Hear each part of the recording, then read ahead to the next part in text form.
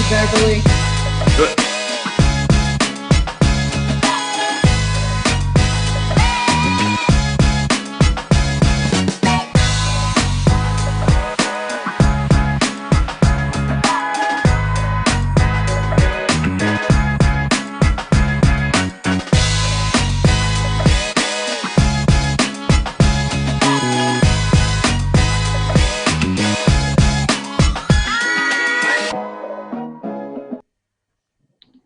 Are we ready, Beverly? And we're on. Thank you. Good evening. I would like to call this meeting of the Durham City Council to order at 7 o'clock on Monday, August the 3rd, 2020. I certainly want to welcome everyone who is with us tonight virtually. We're very glad to have you with us tonight. I would like everyone now to please join me in a moment of silent meditation.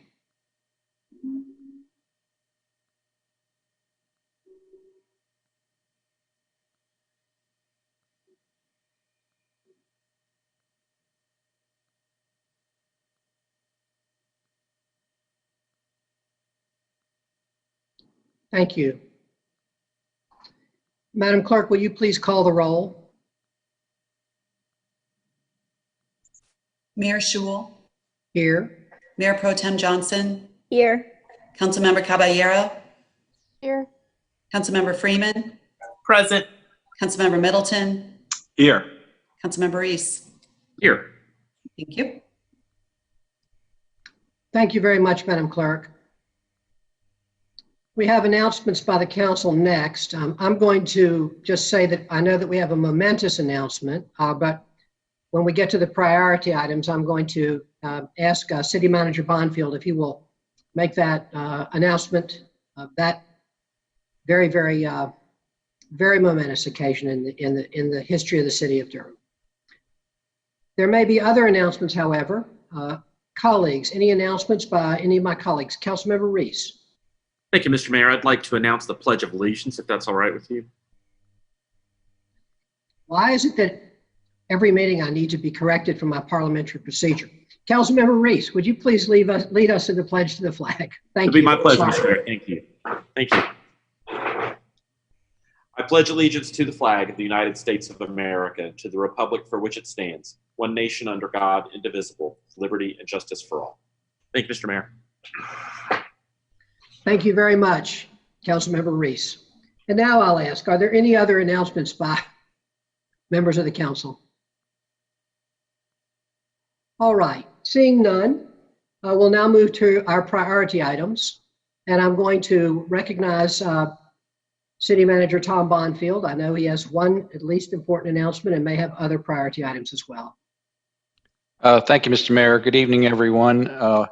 Welcome to our first council meeting for the new fiscal year. It's good to see everyone. I do have several business-oriented priority items that I'd like to bring to the council's attention, and then just one quick point of personal privilege. For the priority items, agenda item number 16, which is the expedited hearing request for zoning map change Z19000036, Farrington Road multifamily. Pursuant to a request from the council, there's additional information that has been added for that item as attachment number 9. Agenda item number 27, contract with Otis Elevator, Inc. for the parking garage elevator maintenance and repair services. Again, additional information has been provided in attachments 4 and 5. Agenda item number 45, annexation Olive Branch West. Attachment number 15 has been added.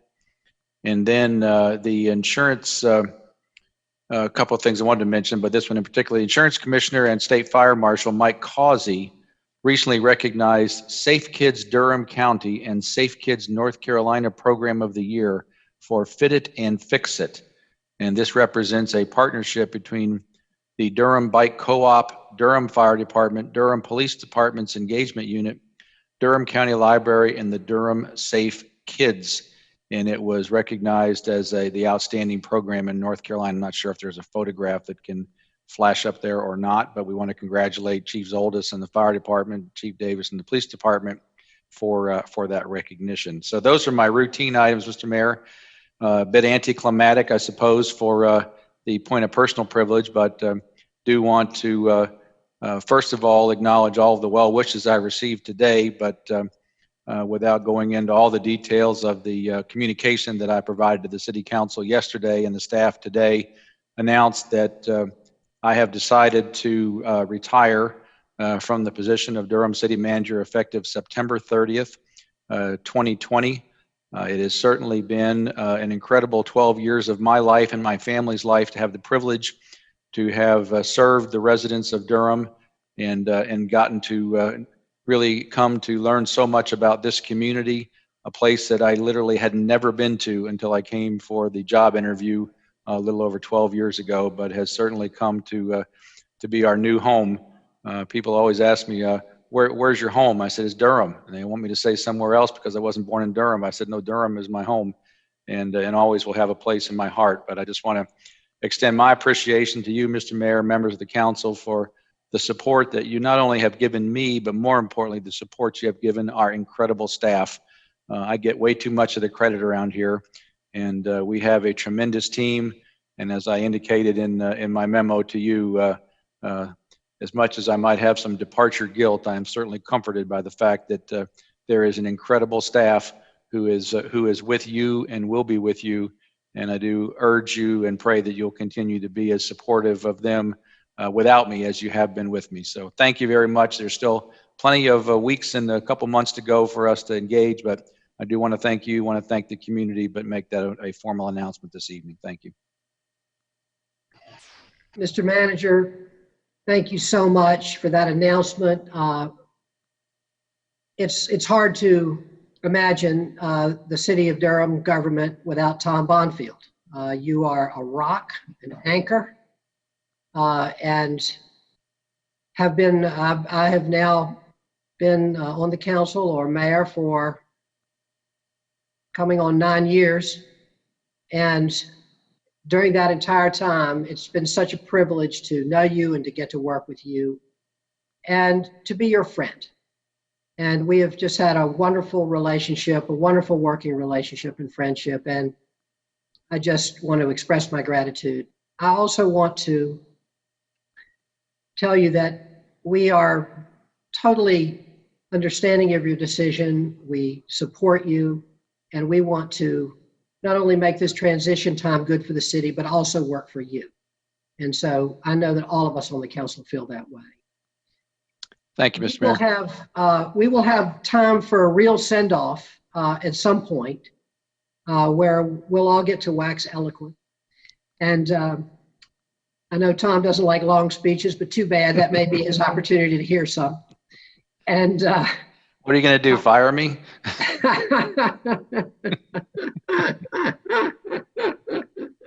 I guess it's too late for that.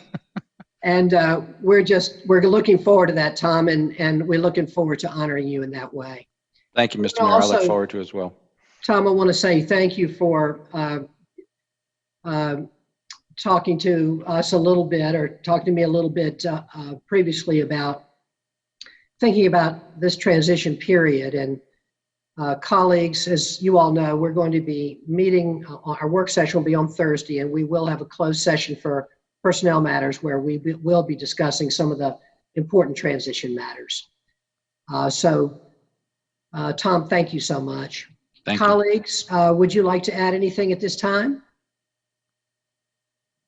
All right, I think everybody's saving their comments. But Tom, we'll all have a shot at you before it's over, believe me. Thank you. Thank you so much. And those were my priority items, so you don't forget those as well. Thank you. I think we've got them. Thank you very much. As the manager said, he's not planning to just spend the next 2 months cleaning out his desk. There's a lot of work to be done, and I know we'll all be doing it together. All right, Madam Attorney, any priority items tonight? Good evening, Mr. Mayor and members of City Council. It's good to see you all. Glad to start the 2021 year. Hopefully it'll be a good one. Before I get to my priority items, I also want to say I really regretted seeing the announcement. It's certainly something very well earned by Mr. Bonfield. But I personally have just enjoyed having him as a colleague, and he's been such a wonderful mentor for me. People probably don't know that, the city council has 3 employees. It's the manager, the attorney, and the clerk. And although the 3 of us are not within one another's chain of command or any of that sort, it requires a particular level of coordination and collaboration and trust and communication. And Tom has just been so supportive of me, and I just cannot express my appreciation enough. So thank you so much, Tom. Many congratulations to you. I look forward to making longer remarks at some point in the future. You're I muted. think you're muted, Tom. Oh, okay. Well, thank you very much. I really appreciate that. And the city attorney's office has no priority items tonight. Thank you, Madam Attorney. Thank you. Clerk, any priority items? Thank you, Mr. Mayor. I would like to say to Tom that we will all miss him. I think he's been a fantastic city manager for Durham, and yeah, this is 12 years. You don't realize how time flies, but good luck, Tom, and I'm sure we'll all have our say another time. But Mr. Mayor, good evening, everybody. The city clerk's office has no priority items. Thank you, Madam Clerk. You're welcome. All right, we'll now move on to the consent agenda. The consent agenda consists of items that the council has worked on previously. The consent agenda can be approved by a single vote of the council. Any items pulled by council members or members of the public will be held to the end of the meeting for a vote. And now I'll read the consent agenda items. Item 1, approval of city council minutes. Item 3, Durham Convention Center Authority appointment. Item 4, Durham Cultural Advisory Board appointments. Item 6, Durham Housing Authority Board of Commissioners appointment. Item 7, Durham Open Space and Trails Commission appointment. Open 8, Housing Appeals Board appointment. Item 9, Recreation Advisory Commission appointment. Item 10, Payment Card Industry Compliance Performance Audit, March 2020. Item 11, Timekeeping Management Follow-up Performance Audit, May 2020. Item 12, approval of Juneteenth as an official holiday for employees of the city of Durham. Item 13, Racial Equity Task Force final report. Item 14, funding for the Recovery and Renewal Task Force. Item 15, City County Planning Department FY21 work program. Item 16, expedited hearing request for zoning map change Z19-0000036, Farrington Road, multifamily. Mr. Mayor, I believe someone pulled that item. Member of the public. Was that item pulled, Madam Clerk? Yes, Mr. Mayor. Okay, thank you. Item 17, 2019 Board of Adjustment Annual Report. Item 18, 2019 Durham City County Appearance Commission Annual Report. Item 19, 2019 Durham Open Space and Trails Commission Annual Report. Item 20, 2019 Historic Preservation Commission Annual Report. Item 21, 2019 Planning Commission Annual Report. Item 25, extension of merger agreement with the County of Durham Demand Response Services. Item 26, contract for cloud-based vendor-hosted integrated parking management system. Item 27, contract with Otis Elevator, Inc. for parking garage elevator maintenance and repair services. Item 28, contract with SBS Management, Inc., DBA Scotty's for parking garage pressure washing services. Item 29, ordinance to change parking fees amendment, addition of evening monthly parking permit. Item 30, grant project ordinance superseding grant project ordinance 15653, grant project ordinance superseding grant project ordinance 15651. Item 31, FY21 agreement with North Carolina State University, NCSU, supporting the Triangle Regional Model, TRM.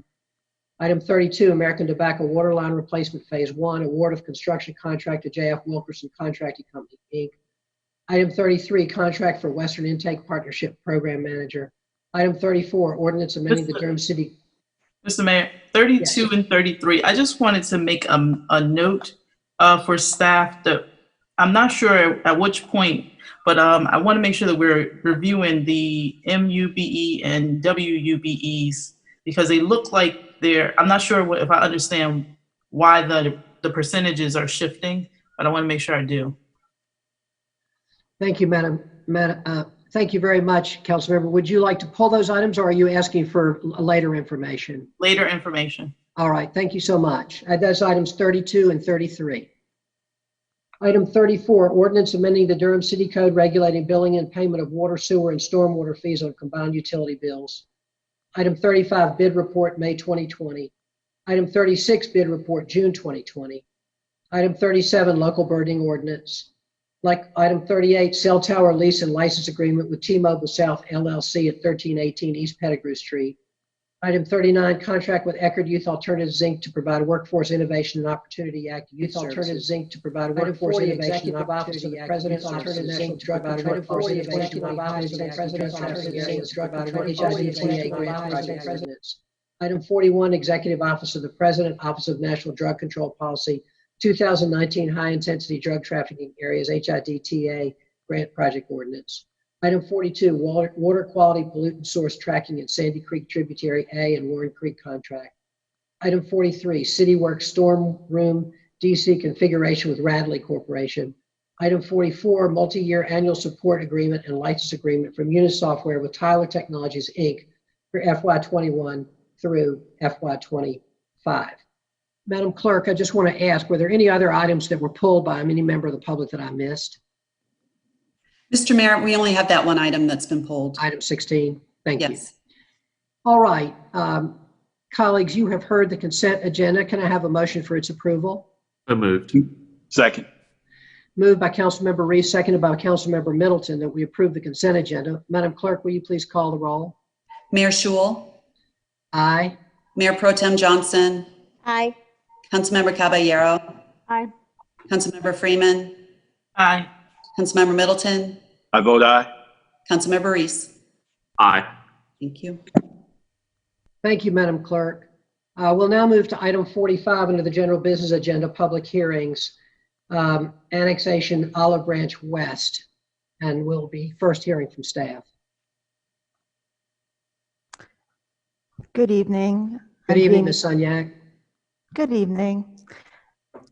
I'm Jamie Sunyak with the Planning Department. I would first like to state for the record that all Planning Department hearing items have been advertised and noticed in accordance with state and local law, and affidavits of all notices are on file in the Planning Department.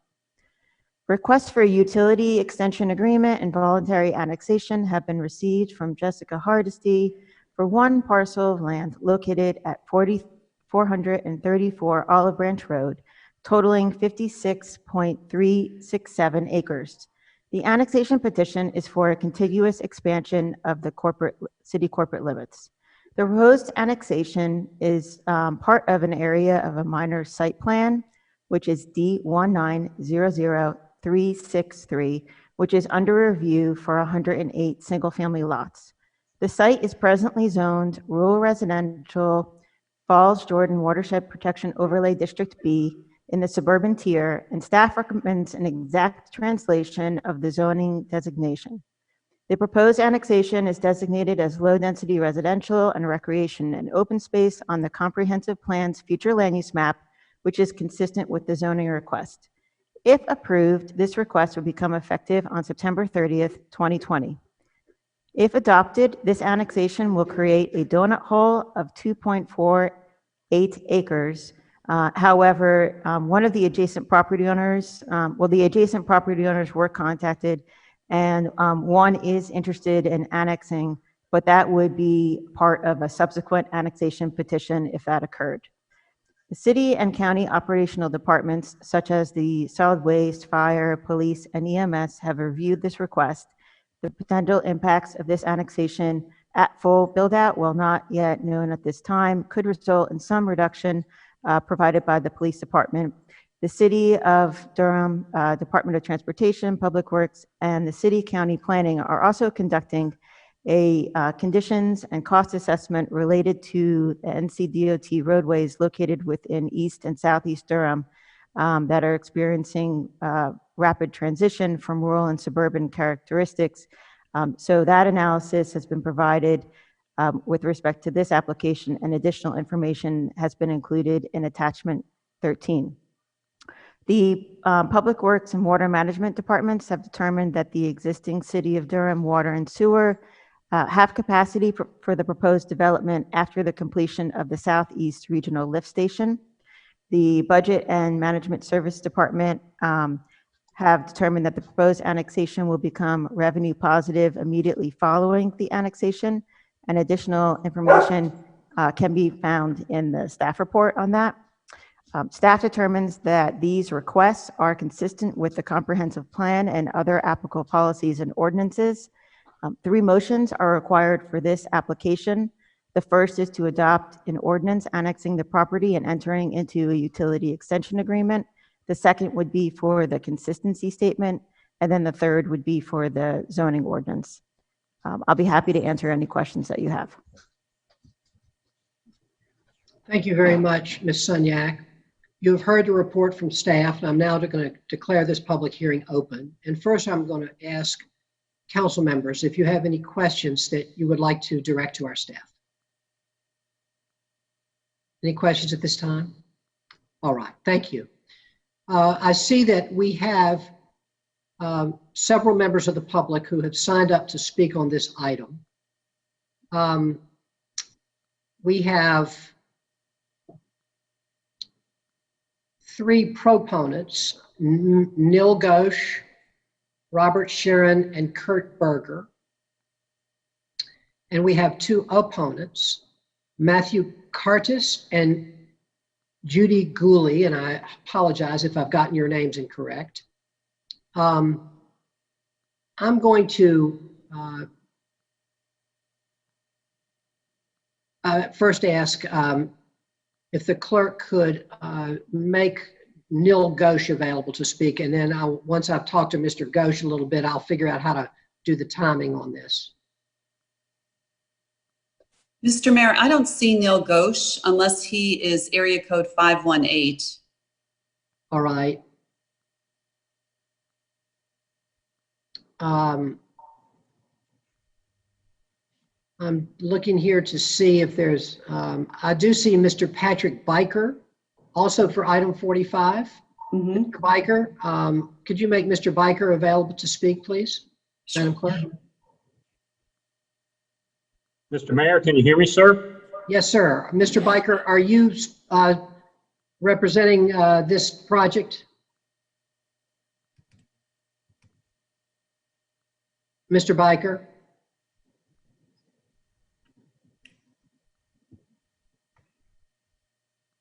Mr. Biker, can you hear me? And are you representing this project? I now think he's Mr. Mayor, disappeared. can you hear me now, Mr. Mayor? Yes, we can, yes. Sorry, for some reason I had to rejoin the meeting there, and that's always a very scary feeling. We don't worry, we are a patient lot. And Well, I appreciate that very much, we're not going to go on sir. without you. Mr. Biker, are you representing this project? Yes, sir. So you're speaking, is Mr. Ghosh also speaking? No, just me for our team, Mr. All right. Mayor Schul, and we probably only need about 3 minutes of your time, and then we'll be happy to answer any questions. Mr. Biker, Sorry, are the other, Mr. one of our Biker? neighbors, Mr. Sharon, will be speaking after me. I apologize. I misspoke. All right. And Mr. Biker is I see another proponent that is listed beside you and Mr. Sharon, and that is, Mr. Berger? yes. Yeah, he's here to answer questions. All right. Mr. Biker, I'm going, and I also see, I just want to make sure, I want everybody to know who's listening that the reason I'm going through this is that I try to be very fair to everybody in public hearing and make sure that the proponents and the opponents both have the time that they need. I see 2 opponents signed up, Matthew Curtis and Judy Gooley. I also see, however, for item 545 that we have Jesse Hardesty and Nick Williamson. I'm going to ask Madam Clerk if you could please unmute Jesse Hardesty. And I'd like to hear from Jesse Hardesty if she's a proponent or opponent of this project. Ms. Hardesty's been promoted to panelist. All right, Ms. Hardesty, can you speak to us? Are you an opponent or proponent of this project? Hello, can you hear me? Okay. Yes. I am a proponent. I'm on the project team with You're on the Mr. project Biker team. and Mr. Berger. Okay. Yes. Good, thank you. And Nick Williamson, is Nick Williamson also on the project team, or is Nick Williamson? He is, yes. He is on the project team. Okay, good. Thank you. Yes. That's helpful. All right, Mr. Biker, I'm going to give you 3 minutes, and I'm going to give Mr. Sharon 3 minutes. After that, I'm going to ask the two people signed up as opponents. I'm going to give each of them 3 minutes as well, and then we'll take it from there. Okay? So, Mr. Biker, you're on. Thank you for being here. Yes, good evening, Mayor Schewel, Mayor Pro Tem Johnson, members of the City Council. I'm Patrick Biker, and I live at 2614 Stewart Drive. I'm an attorney with Morningstar Law Group, and I'm with you tonight representing FFAC Olive Branch West for this agenda item. We respectfully request your approval of this agenda item so our team can move forward with a conservation subdivision at a rural residential density. Rural residential is the lowest density zoning district in the UDO. This is the right option for this location since such a high proportion of the 57.4 acres to be annexed represents environmentally sensitive areas such as floodplains and stream buffers. Sorry, I need to start my video. There we go. Thank you. This is the right option for this location since such a high proportion of the 57.4 acres to be annexed represents environmentally sensitive areas such as floodplains and stream buffers. Accordingly, this conservation subdivision will permanently preserve and protect these environmentally sensitive areas. Another advantage of the conservation subdivision is that it will preserve the area set aside for the Lick Creek Trail in the Durham Trails and Greenways Master Plan. The Lick Creek Trail is specified as a 5.2-mile paved trail from Mineral Springs Road to Kemp Road, and the property before you this evening represents approximately a half-mile section of that 5.2-mile trail. Also, this site is very close to the Southeast Regional Lift Station, or SERLS, and this conservation subdivision will generate over $500,000 in revenue for our water management department to recoup the city's investment in SERLS. Therefore, this conservation subdivision represents a portion of the cost recovery we hoped for and expected when the city moved ahead with the planning and development of the Southeast Regional Lift Station. Last, I want to recognize that at our neighborhood meeting back in September, about 25 or 30 neighbors showed up and shared their concerns about traffic. We agree that traffic is an important issue. However, while it is important to identify problems, it is even more important to put forward pragmatic solutions. To that end, the annexation of this property will generate street impact fees, and I recommend that the street impact fees from this Doc Nichols and Olive Branch area be pooled in order to address one or more of the problematic intersections in the vicinity of this annexation. This is similar to something I worked on with Davis Park next to RTP to collect and target street impact fees for a specific road improvement. I respectfully suggest that could work here, and so we hope you will approve this annexation. Our team will be happy to answer any questions, and we thank you for your time tonight. Thank you, Mr. Biker. And we now hear from Mr. Sharon. Mr. Sharon, are you able to be heard? Yes, can you hear me? Yes, Mr. Sharon, welcome. You also have 3 minutes. Thank you. Good evening, everyone. Again, my name is Robert Sharon, and I'm the owner of property located at 815 and 818 Dr. Nichols Road. My property fronts and is adjacent to this Olive Branch West development. And I am the property owner that wants to be annexed that Ms. Sunak mentioned, that's located within the 2.48 donut hole.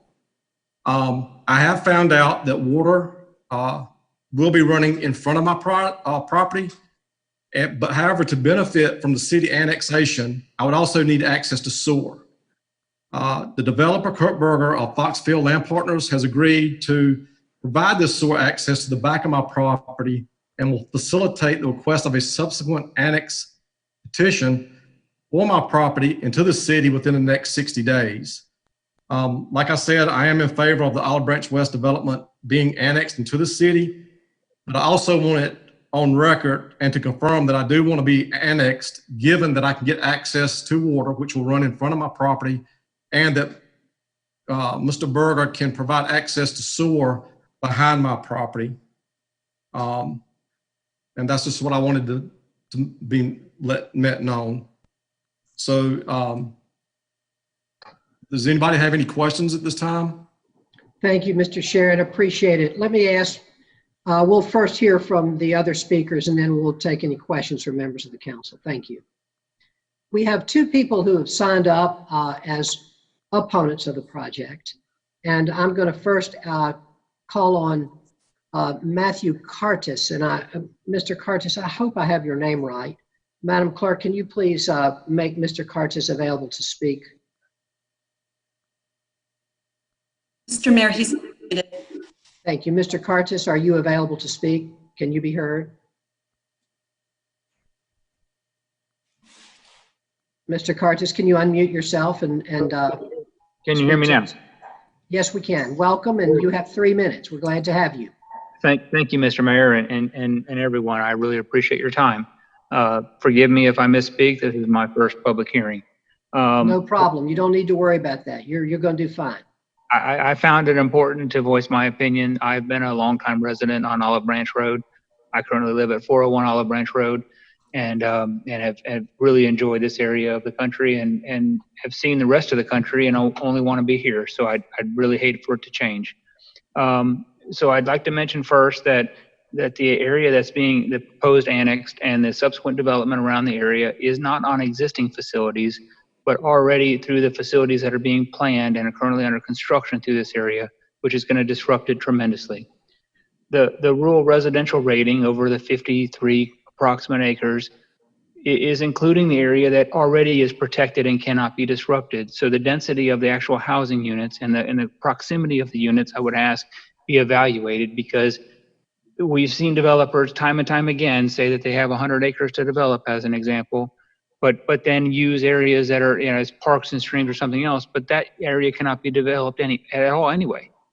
I would like to remind the council, if you're not already aware, that the Clean Water Act and Durham County spent over $1 million restoring Lick Creek, which this property adjoins, because of erosion controls that feeds into Falls Lake.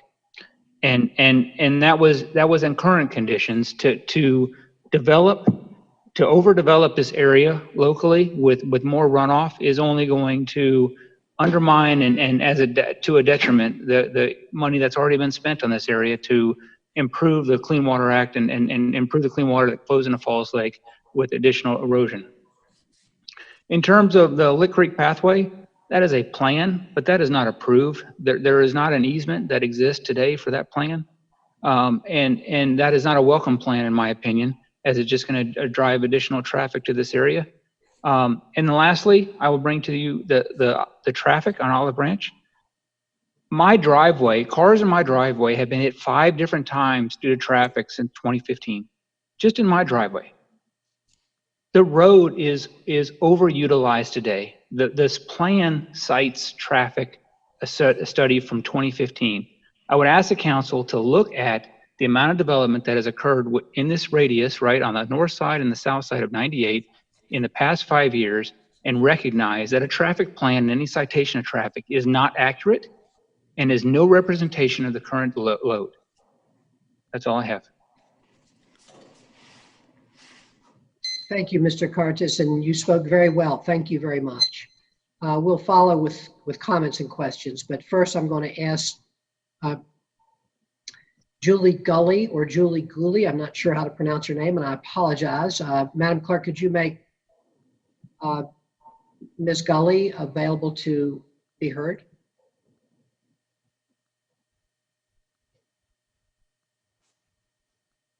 Ms. Gully, can you be heard?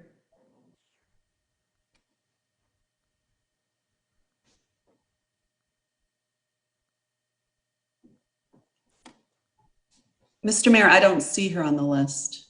All right. I don't know if she is still with us. I don't see her on the list either. So perhaps she is not, or perhaps someone else expressed her point of view. Thank you. All right. This is a public hearing item. Is there anyone else present who would like to be heard on this item? Is there anyone else among our attendees who would like to be heard? Mr. Mayor, there's a hand raised by a call-in caller. Thank you for noticing that. This is, Unmuted yeah. them. Good. This is a call-in user who would like to be heard on item, the hand is raised. We're not sure what item exactly. Let me see if I can get that phone number. Can you read that phone number, Madam Clerk? It just says call-in user. Okay. Is there a call-in user who has just been unmuted who would like to speak? Technology is hard. Is there a call-in user who has been unmuted who had their hand up? I want to make sure everyone gets heard that wants to be heard.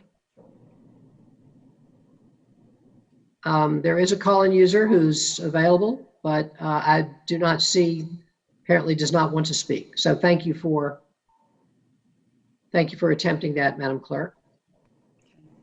All right. Is there anyone else who would like to be heard?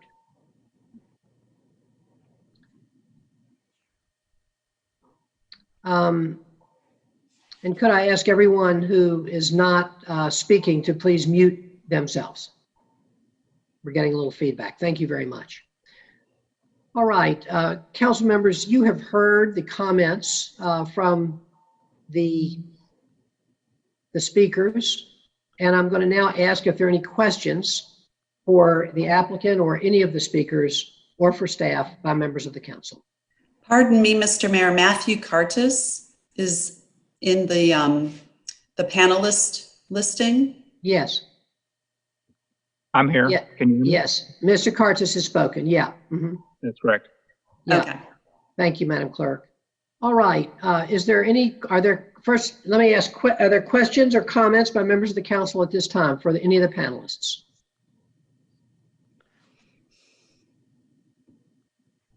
All right, then I'll ask mine. Mr. Biker, why don't you describe what does it mean to be a conservation easement in the context of this piece of land? What will that actually mean? I'm sorry, conservation subdivision. I apologize. Yes, can you hear me, Mayor? Mayor Yes, Schultz? we can. Oh, great. That means that the areas that are prescribed in the UDO, in this case primarily, I got to start my video again, sorry. The conservation subdivision requirements are all clearly prescribed in the UDO, I believe it's section in Article 6, and it relates to environmentally sensitive areas, in the case of this property, floodplain and stream buffers. And so what that does is take those areas, which in this case has to amount to approximately 50% of the total acreage. There are different criteria, but to make it simple, half of the area needs to be preserved. So of the 57 acres, that means, let me see, half of that, math and lawyers are a scary combination, but I think that's about 28, 29 acres, has to be set aside permanently and preserved. And that is the area that is designated in our Durham Trails and Greenways Master Plan for the Lick Creek Trail along Lick Creek. So of the 57 acres, 29 acres approximately be preserved permanently, including the trail. And that means the house lots have to be in the land that is not environmentally sensitive. And that's what this proposal tonight will do. It's an excellent planning tool for this type of situation. Again, it's the lowest density allowed in our zoning ordinance, our UDO. And so that's how a conservation subdivision functions. I hope I answered your question, Mayor. If I can clarify anything, please ask. Thank you.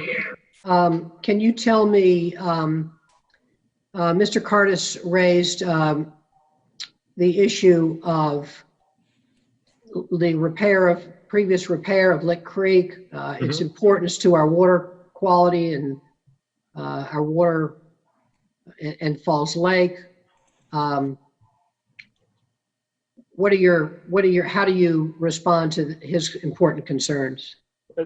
those are great concerns, and it's obviously something that's top of mind for our development team. And so if anybody from McAdams wants to chime in, but there's obviously going to be all of the grading will be done in the areas as far away from Lick Creek as possible on this 57 acres. And so that means that the stormwater controls and the house lots will all be on the area, the 20, 27, 28 acres that is not close to Lick Creek.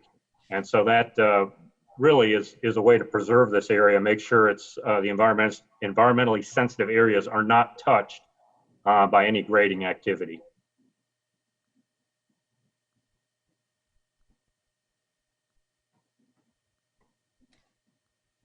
I'm sorry. Yes, sir. What is the approximate distance between the closest, the back of the closest lot to the stream? If one of the folks from McAdams could help out, or Kurt, if you, Kurt Berger might know that. I regret I don't have the plan right in front of me right now. All right. Is there anyone else on the development team that has that information?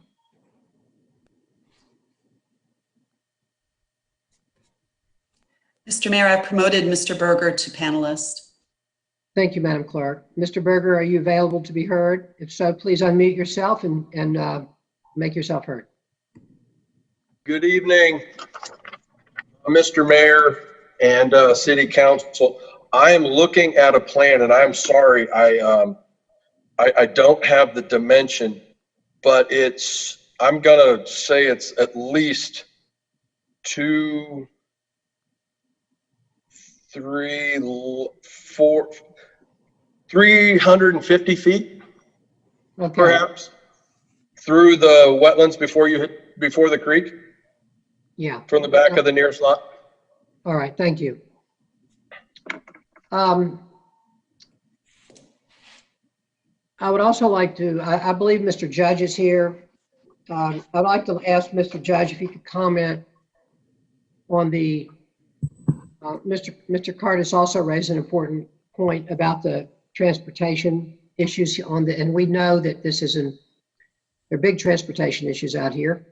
Mr. Judge, could you comment on the traffic and as regards this development? Yes, Bill Judge, Transportation. As council's aware, we have had a number of developments in this area. This particular development is under the threshold for having to prepare a traffic impact analysis. So there was not a specific traffic impact analysis for this particular project, but they will, as they go through the site plan process, if the annexation is approved, they will likely be required to install a turn lane at a left turn lane at the site driveway or at the new street entrance, and that would likely be the only requirements of the site, as well as sidewalk for the frontage of the site. Would be the only two site plan requirements. So that requirement would be made, if you believe that would likely be made, that left turn lane, and it would likely be, and it would, if so, it would be, the requirement would be made at site plan review. Yes, that would be a requirement of the site plan and the driveway permit through NCDOT. Thank you. All right, those are my questions. Other council members, any questions for any of the speakers or for the staff? Yes, Councilmember Freeman. Thank you. I just wanted to get clarity from Mr. Biker. You mentioned the grading would be away from Lick Creek. Are you saying there won't be mass grading? We haven't gotten to the point of selecting a home builder yet, so I'm afraid we don't know the answer to that question, Councilmember Freeman, unless Mr. Berger has insight on that. But at this point in time, it hasn't been determined. And then knowledge. Just on the staff side, I didn't hear any feedback from Mr. Carr's question around erosion controls. I'm not sure who on staff would address that, but I would love to hear a response. Thank you, Council Member. Is there anyone here on the staff who could respond to Councilmember Freeman's question concerning stormwater? Ms. Young? Good evening, Mayor and members of council. I am not a stormwater expert, But I can tell you that both stormwater requirements, of course, will have to be met for this site at the time of site plan. And in addition to that, sedimentation and erosion control standards will have to be met as well. So again, I'm not an expert on the specifics of the standards, but these are requirements that will have to be met before anything is constructed. And just a continuation from previous conversations, is there any format set for like a review of existing erosion in the area? So if you're looking at falls, lakes, and the water that's coming towards it, is there a review before this case comes forward as an annexation like there would for a planning and zoning case?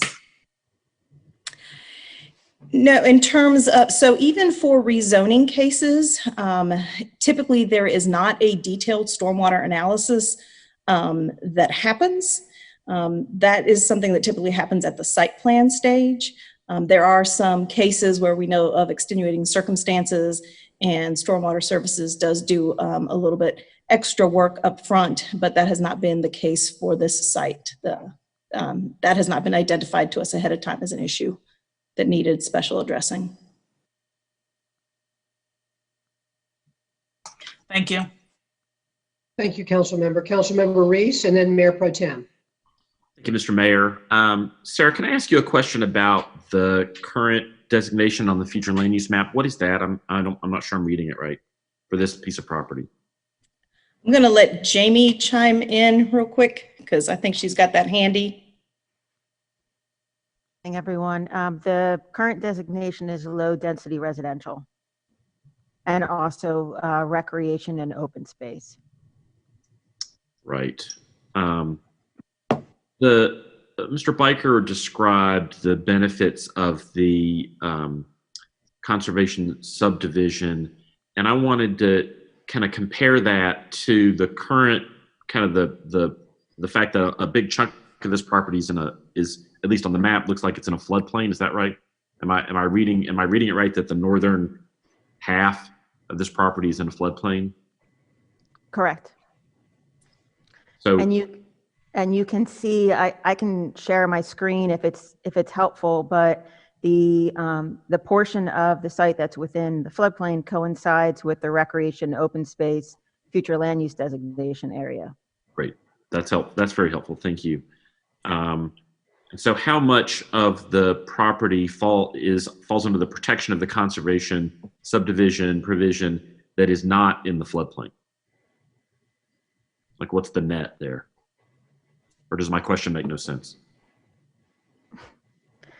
I'm sorry, I would not be able to, I think if I understand your question, the entire site is going to be subject to the conservation subdivision requirements. If you're asking what the breakdown between the floodplain area and the non-floodplain area, I do not have that information. Maybe someone from the applicant's team could provide you with that.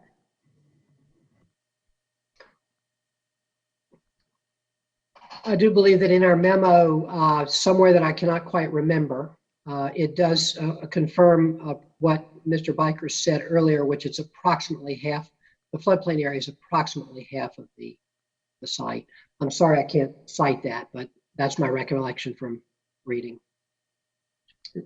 And so I guess this is a question for staff. Would the floodplain area be developable without the conservation subdivision being used?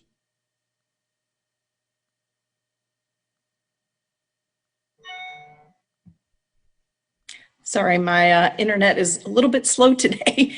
No, those environmental protections are in place regardless of the type of development. There are some very limited types of encroachment, but certainly not structures that are permitted into a floodplain area, and those have to seek special approvals. But again, they're very limited specific instances. So as a general rule, no, you could not build in the floodplain. Mr. Biker mentioned pooling some of the fees for upgrading the street network in this particular area. Am I characterizing that possibility correctly, Mr. Biker? Did I get that right? Yeah, can you hear me, Councilmember Reese? Yeah, yes. Yeah, that's similar. If the council remembers the Davis Park development next to RTP, we're doing a similar exercise there. I put that forward just based on my experience as something that could be done for this area to meet the concerns that have been shared tonight. And are the street network that's going to be benefited by that around the Davis Park division, are those city maintained streets? That's a great question. It's Hobson Road, and I believe that's a DOT road, but I'm not positive, Councilmember Reese. I think it's a DOT road.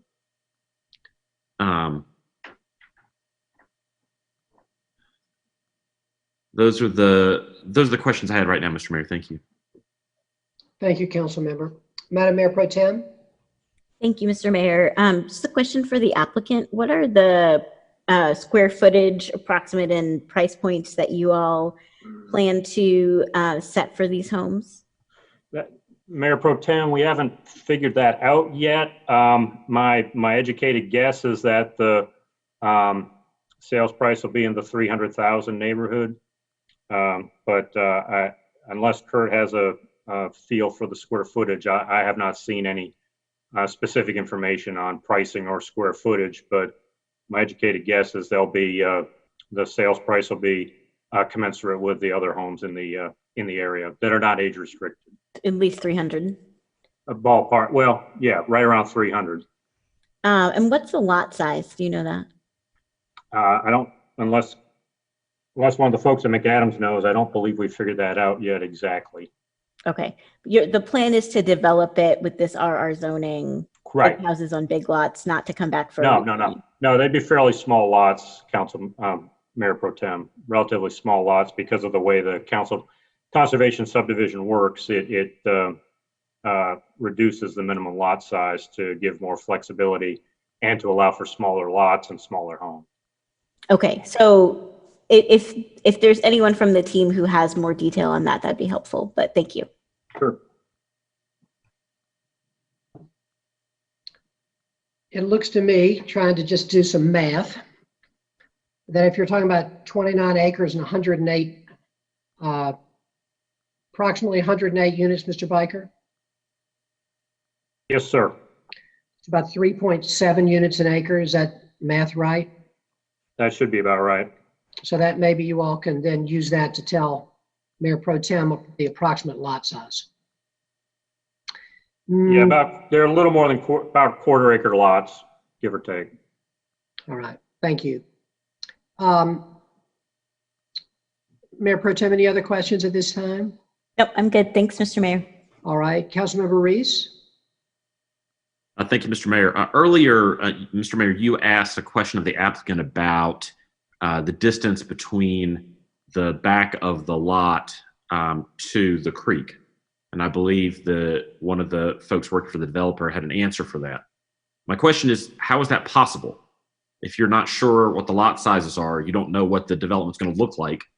How can you even venture a guess as to how far away the project's going to be from the creek? And the second question is, what credence can we put on that kind of assurance in a meeting like this, where I don't think there's a development plan in here. You can point me to it if I missed it.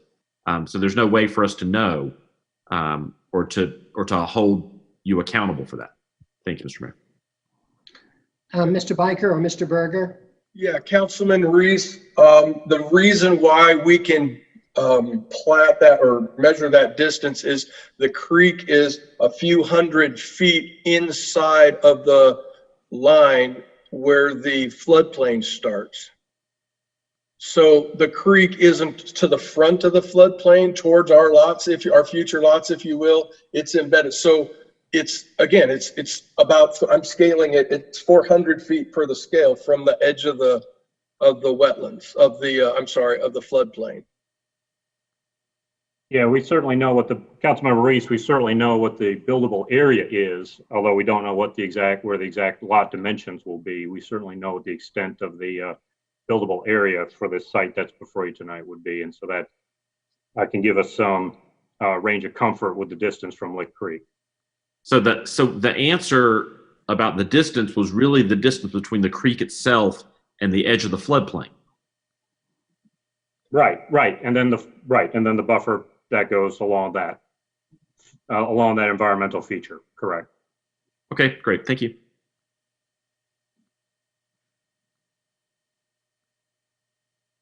Thank you, Councilmember. Councilmember Freeman.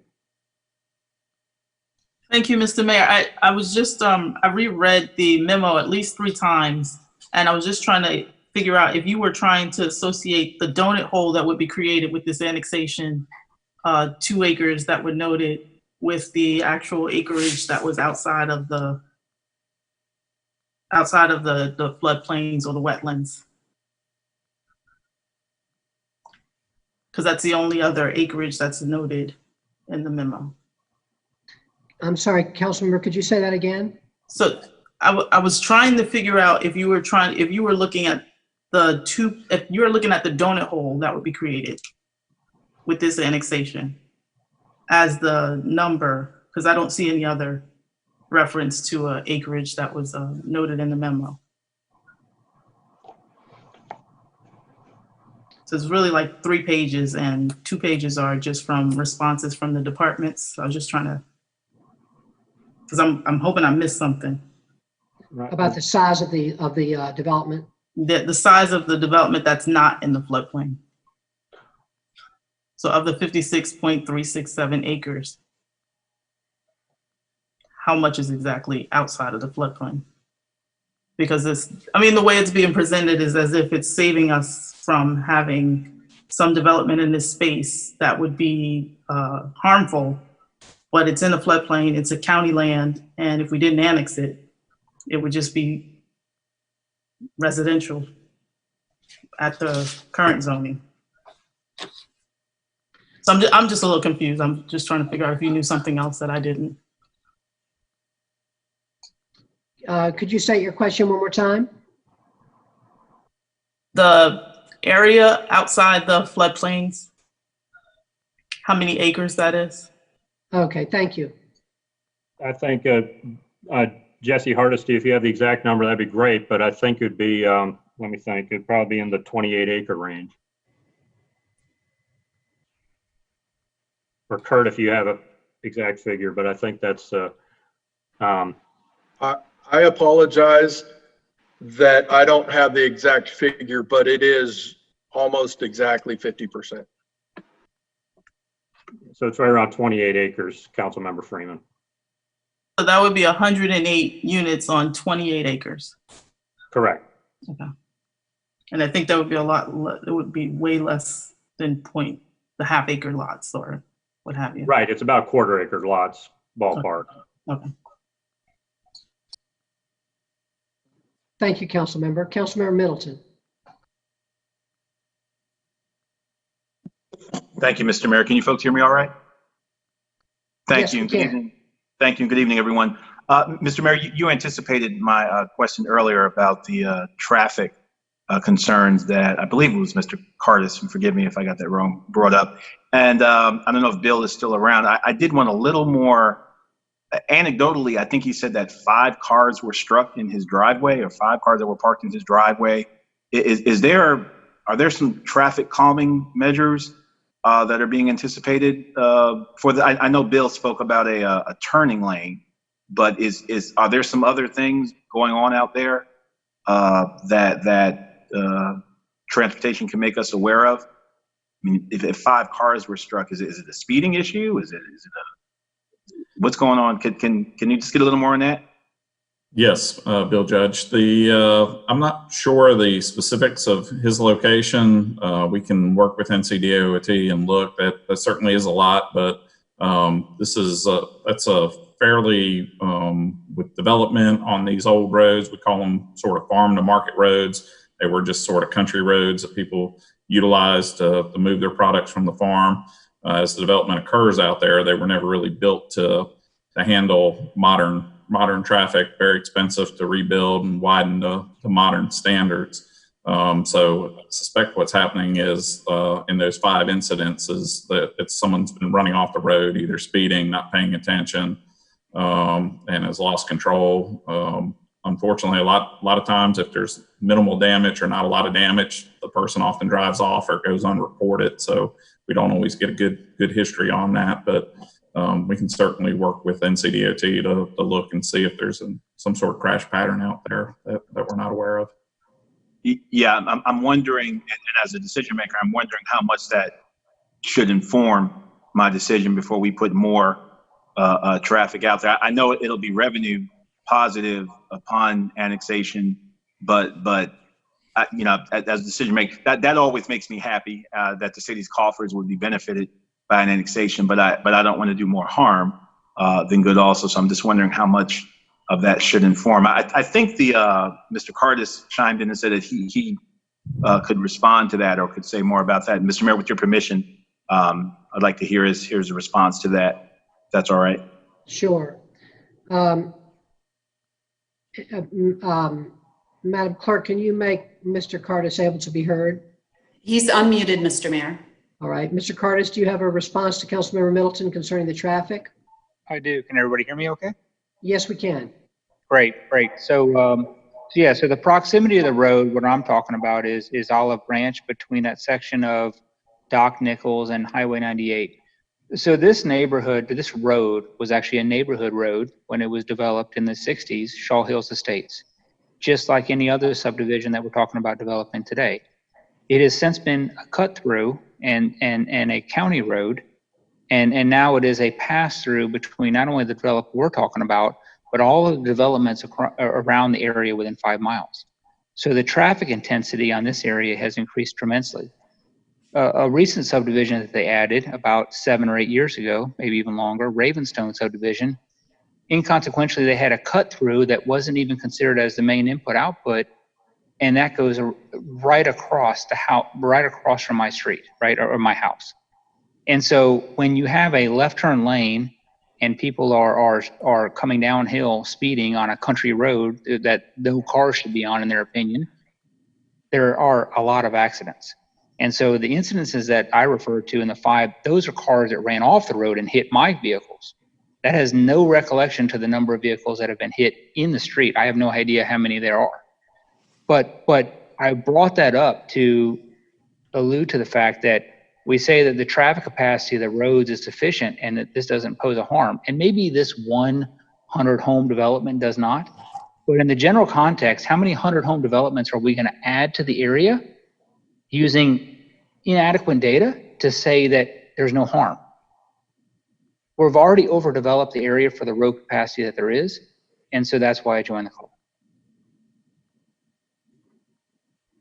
Thank you very much, Mr. Cardis. And thank you, Mr. Mayor. Thank you, Council Member. Other questions and comments at this time by members of the council? Any questions? All right. Anyone else that has not been heard who is attending tonight like to be heard on this item? This is a public hearing item. Mr. Mayor, Jamie Sunyak has her hand raised. Ms. Sunyak, would you like to comment? Yes, thank you. Just very briefly, I did want to confirm the numbers that Councilwoman Freeman was asking about in terms of the floodplain. I was having trouble with my mapping while the meeting's been going on, but I have been able to confirm that the recreation and open space percentage is approximately 48% of the site. So 48% of the site, and if the site is roughly 56 acres, about 26 acres would be within the low density residential future land use designation. If you then take the 108 lots proposed as part of the conservation subdivision, then the average would be about 1/4 acre. So I would agree with the, I think that was about the calculation that was discussed previously. Thank you, Ms. Sunyak. You're welcome. All right, council members, hearing no other comments from members of the public, I'm going to declare this public hearing closed. I'm sorry, Mr. Mayor. Mr. Cardis has his hand raised again. Yeah, I'm sorry, guys. I just had some additional comments in terms of the opponents, I'm sorry, the proposers for this. And so please, if I could have just a moment. Yes, you may, Mr. Curtis. So I would hardly consider quarter-acre lots conservative, right? So we're deeming the subdivision as a conservative easement, but that's only because half of the property that's within the property cannot be developed regardless. I would have a team recall to the Ravenstone development in terms of what happened there, where you had to sue your developer, the immense environmental damage that occurred because they did not complete the runoff strategy completely, and the sewer system, the water was not routed that way. We talked about grading, but that's not about runoff, right? So if you develop an area adjacent to a natural floodplain, the water still has to go somewhere. So you've reduced that absorption rate, and now you've added to the additional flooding on a creek that already floods, right? That flooding impacts the water quality. And a left turn only lane in front of this subdivision does not alleviate the entire traffic pattern around the area within call it a 2-mile radius. This entire area is going to turn into a bunch of left lane turn onlys neighborhoods, right, without a real traffic plan. Thank you. Thank you very much, Mr. Curtis. Mr. Biker, did you want to comment as well? If I may, I have to take exception. We have an excellent team from McAdams working on this, and so I've worked with the McAdams company on many projects over the last 20 years, and we have to take exception to the specter of environmental degradation from this project. This is an excellent team of engineers that is based in Durham and knows our stormwater and erosion control regulations very, very well. And we will observe them scrupulously. And also call your attention to the traffic numbers in the staff report, which show that these roads are well under half of their capacity. Thank you, Mayor Schewel. Thank you, Mr. Biker. All righty, you've heard from members of the public. I'm now going to declare this public hearing closed again. And I'm going to ask if there are now comments by members of the council.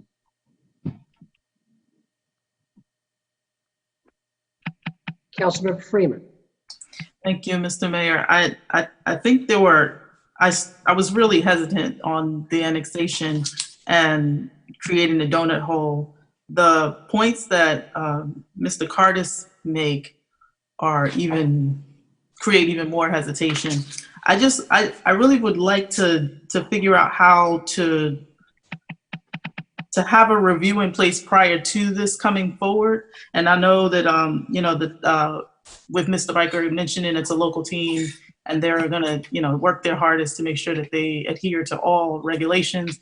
My concerns still stem from the way that the regulations have been weakened, and acknowledging just how much of a runoff problem we're seeing in some downtown neighborhoods that are all coming from the creeks and streams from upstream.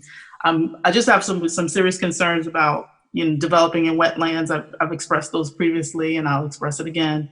And as we continue to develop in those areas, how we develop our erosion controls, how we manage to monitor whether or not a lawsuit has been posed in the area because of the way that the sewer lines or what have you has been reviewed, or how we build that into our review process. I'm really hesitant to move forward positively with this tonight. So I just wanted to express my concerns and just leave that where it is. Thank you. Thank you, Council Member. Other comments? Mayor Pro Tem? Thank you, Mr. Mayor. I just wanted to comment that I'm also not ready to support this annexation tonight. I feel like the product that we're getting, expensive houses on big lots in the suburbs, that's not enough. Doesn't benefit the city enough for me to be willing to overlook some of the other issues that are of concern with the proposal, primarily the donut hole issue. And the question of whether the conservation subdivision is actually resulting in any additional conservation that would be than what would simply be, than what would already be there because they can't develop in a floodplain anyway. If this were, if these homes were smaller and less expensive, were affordable to the majority of people in our community, then I would feel more like this annexation would benefit the city. But for more large single-family suburban homes, I just don't feel like that's enough of a benefit. The primary benefit we would get is the increase to the tax base, and just don't think that's enough for me to overlook the other issues. So just wanted to express that. Thank you. Thank you, Madam Mayor Pro Tem. Any further comments by members of the council? Anyone else? All right. Mr. Mayor, I'm sorry. Nick Williamson would like to make a comment. He's from the developer. Yeah, I think we're past that point. Okay. I would suggest that Mr. Williamson enter his comment in the chat. Okay. Thank And you. if once he enters the comment, if I feel like it's something that needs to be addressed, I would be happy to do that. So, Mr. Williamson, the public hearing is closed at this point, but we're happy to take your comment in the chat, and then there may be a question for you from a member of the council.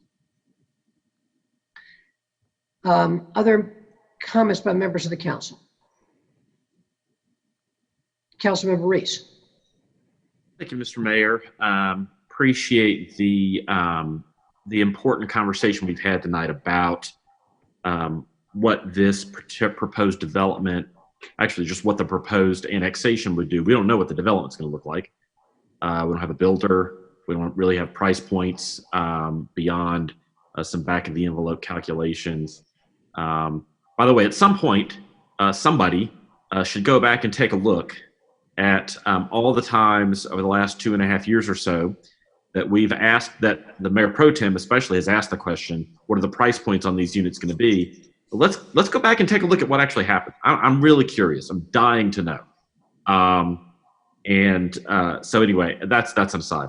I think we have faced a lot of these annexation requests over the last several months, and I think there are a lot of factors in our community and the larger economy that are driving that. But I think annexations are very different from rezonings.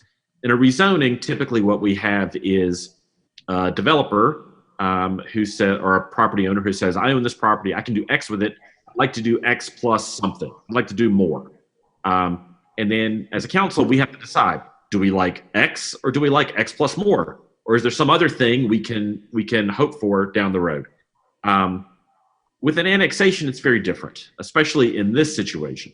We know that if we don't annex this property into the city, 108 homes are not going to be built on this property. I can't tell you what's going to happen to that property, but 108 homes will not be built. And so we get to choose. This is our choice. We get to decide. Do we think it's worth annexing this property into the city, see a huge chunk of it, the trees uprooted, homes built there, and is that better for our community than the way it sits now? And I will just tell you that from my personal opinion, the case is not made to me that is an improvement in our community.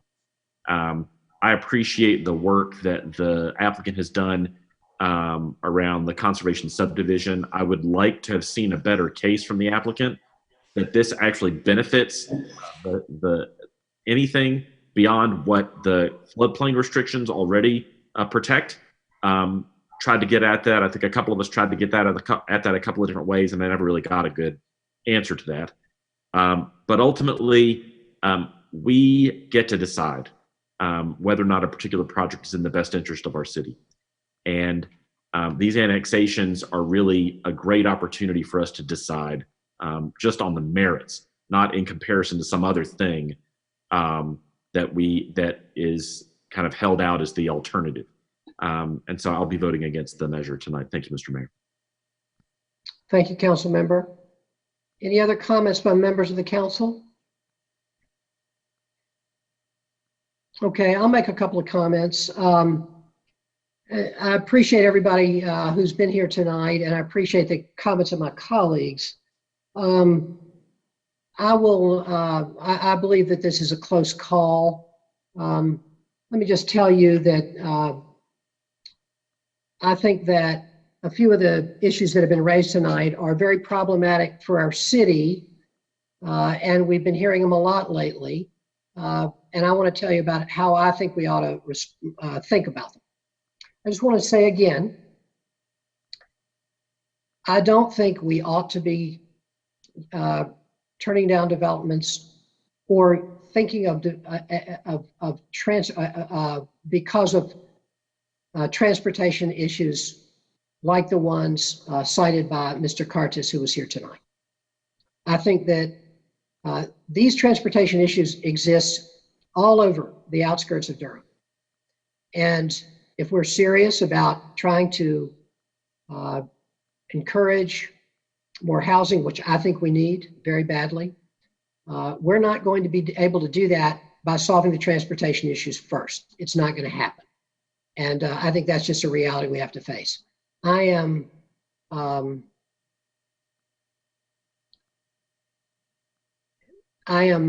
understand why someone who lives in an area where there's a lot of traffic, I live in an area where there's a lot of traffic. And I understand why people who live in an area where there's a lot of traffic are concerned about that. And I also very much understand why people who live near land that is not developed want to keep that land near them undeveloped. I'll just say that I find that to be an argument that I understand on the behalf of Mr. Curtis or anyone that lives in that situation, but I don't think that for our city, those are positive reasons to turn down a development.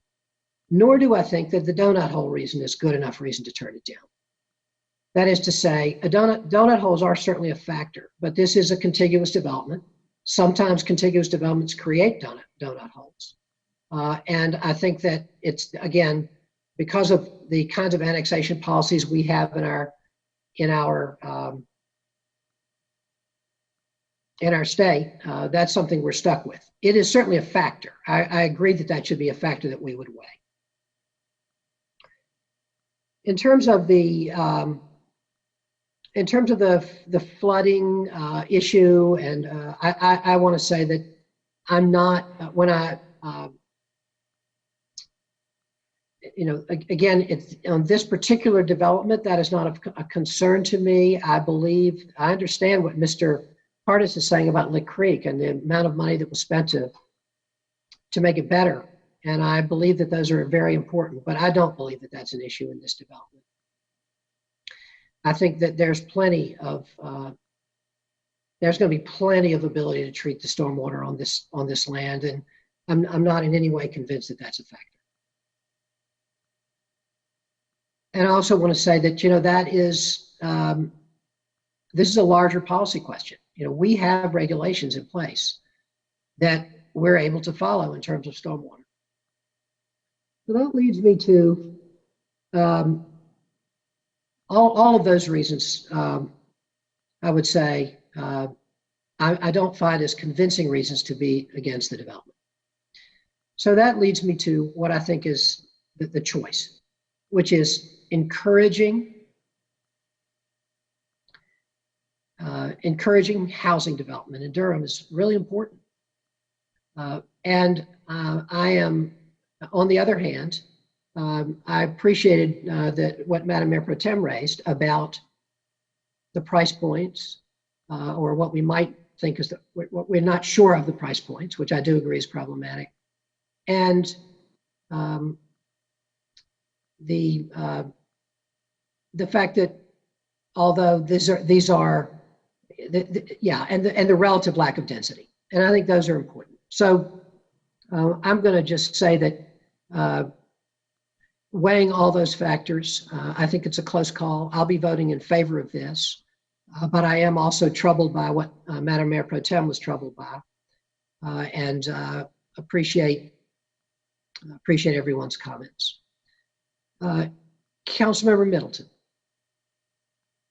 Thank you, Mr. Mayor. And I really want to thank my colleagues and you, Mr. Mayor, for this debate and this discussion, because it's a close call for me as well. But there's nothing more frustrating to me than to get people excited about something, and then when it comes time to actually do what you said you're going to do, to kind of pull back from it. And there's nothing also more frustrating than creating, I think, false expectations or false hopes, or hoisting a banner up a pole that you're not willing to defend across the board and consistently. A lot of what my colleagues have said resonates with me, and I, every developer that comes in their individual meetings with us before we have these meetings, I always ask, the first question I ask, what's the price points? But in doing so, what we telegraph to folk is that is there a certain price point that we're prepared to say as a government, that as a council, we will no longer approve going forward? Because whatever the price point is, if it's $100,000, $300,000, $1 million, if there's no number that represents a threshold beyond which we will not go, then that question is a question on a case-by-case basis. But what it does, and when I listen just as a resident and citizen, when I listen to the debate, what it suggests to me is like, we're prepared not to approve any more developments unless they're affordable or if they don't pass a certain price point. And I don't think we're prepared to say what that point is tonight. So there's no need to create that expectation in our residents and citizens' mind that we're now prepared to nix or put the kibosh on any development beyond a certain price point. I don't know what that number is. And if it is, that if we want to set that policy or set that expectation, then we probably need to start rewriting the UDO and rewriting the land use plan and just codify it, just put it in there. But until then, I fear, I don't want to appear capricious to our residents or developers moving forward that on a particular night, because the debate went one way, we're not going to approve that development. But 2 months from now, we have similar sets of facts, and I know situations are different, but a similar set of facts, and then we approve that one. And I don't want to sound a trumpet or raise a standard that we're not going to blow consistently and across the board. I take the staff recommendations seriously. I'm not an expert in these situations, so I have to depend upon what the staff says, and I take very seriously what the residents and citizens say as well, be it anecdotal or experiential or what have you. So the threshold of not approving this development just wasn't crossed for me either, as well, while taking into consideration the very valid points that our colleagues have made. And I would just say, if those points are valid and compelling enough, then let's codify those things in our UDO. Let's just say it. Let's just say we're not going to approve developments beyond a certain price point moving forward because we want affordable housing and deal with the consequences. But I do not want to appear capricious or arbitrary in my votes, particularly when the developers, if the I's are dotted and the T's are crossed. I believe in those big issues that my colleagues have in tone tonight. I believe in them so much that I'm ready to codify them and just say them. But until we do that, I want to, exercise, just take it on a factual case by case basis. So I will be supporting this development with respect to all that my colleagues have said, and hope that those concerns will, if we want to be that council that makes those things, turn those words into flesh, then I'm with you on that. But until we do that, I find the point you've made, Mr. Mayor, compelling. So I'll be supporting the development tonight. Thank you. Thank you. I really like it when people find what I say compelling, council member. It's very rare. It happens from time to time. I'm glad it happens every once in a while. Okay. Thank you. Thank you very much, council member. Is there anyone else? Council member Caballero? Yes, thank you. I will not be supporting this annexation this evening.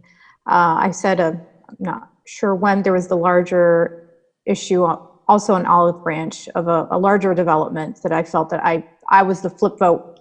Mayor Schul, you and I flipped on that vote when it came back to us. And I stated before my regret for supporting that because it doesn't, while we know that to get transit, we need to build density, et cetera, I feel like we're in just this very intense loophole about the kind of development we want.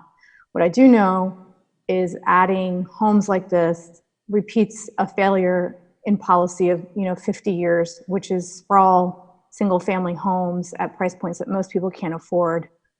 And so it doesn't answer broader policy questions, and it doesn't necessarily answer the immediate need of housing that we know most people in Durham can't afford. So I will not be supporting that annexation this evening. Thank you. Thank you, Councilmember. And apparently you did not find my comments compelling. All right. Colleagues, Councilmember Freeman. Thank you, Mr. Mayor. I did find your comments very compelling enough to respond, because I do think it's important to note that I continue to bring these issues around the floodplain areas and what have you, but I really do want us to figure out a work plan around addressing it on the council side to codify just what Councilmember Middleton mentioned, because there is a way to make sure that we're getting the types of development that are beneficial to the city, and make sure that developers understand beforehand, so it's not at each meeting that we're making decisions like that based on what we understand around erosion or stormwater in my case, or whether it's affordability or, you know, size and square footage of the lot, because I think it's important to make sure that everyone's aware of where we're going with this conversation. I am concerned as we continue to move forward, especially in speaking to residents in the community, the fear of being priced out and the fear of, you know, knowing that there's so many huge developments coming online because the density is needed. And so I really appreciate Mayor Pro Tem's comments about recognizing there's a difference in this case that doesn't quite hit that